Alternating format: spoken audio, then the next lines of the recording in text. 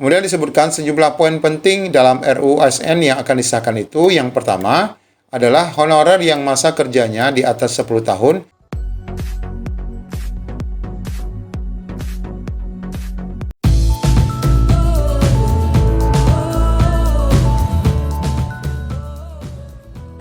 Di video kali ini kembali kita akan mengupas bocoran isi RUU ASN, isi kriteria P3K full-time dan part-time. Ada beberapa perbedaan yang nanti akan diputuskan.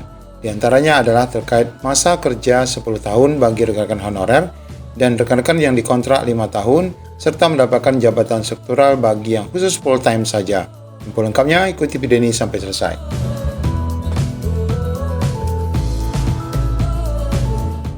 Baik Bapak Ibu, di sini ada dua informasi yang saling berhubungan, di antaranya terkait panja RUU ASN berkenaan dengan paruh waktu dan full waktu. Di sini ada dua perbedaan dan ciri-cirinya ya.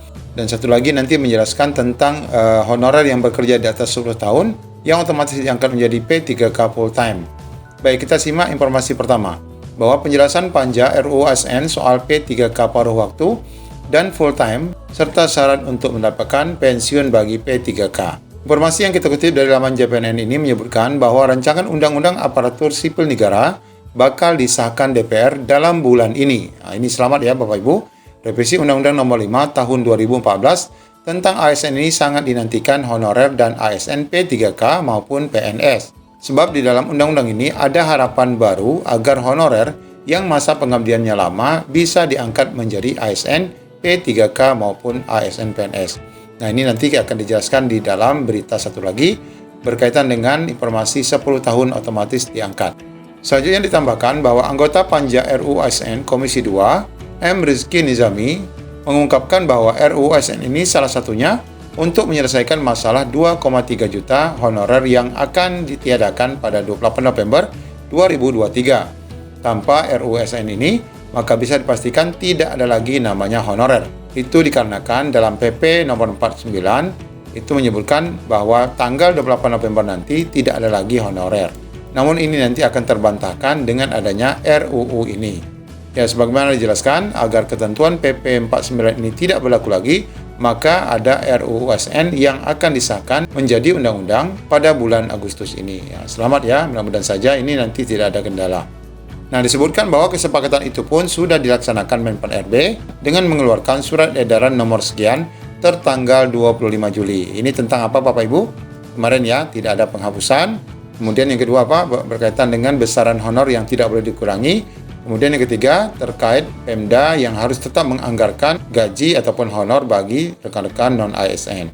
Kemudian disebutkan sejumlah poin penting dalam RUU ASN yang akan disahkan itu. Yang pertama adalah honorer yang masa kerjanya di atas 10 tahun akan diangkat menjadi P3K penuh waktu. Nah, ini ya syaratnya yang di atas 10 tahun. Bapak Ibu sekarang honorer sudah berapa tahun? Nah, nanti otomatis untuk membedakan Bapak Ibu masuk full time ataupun part time adalah pada masa kerjanya. Yang masa kerjanya minimal 10 tahun akan masuk pada full time, sedangkan yang part time adalah yang kurang dari 10 tahun. Kemudian yang kedua, ciri-ciri P3K full time. Nah, ini Bapak Ibu. Nanti perjanjian kerjanya paling singkat adalah 5 tahun. Seperti kondisi P3K saat ini ya, itu 5 tahun.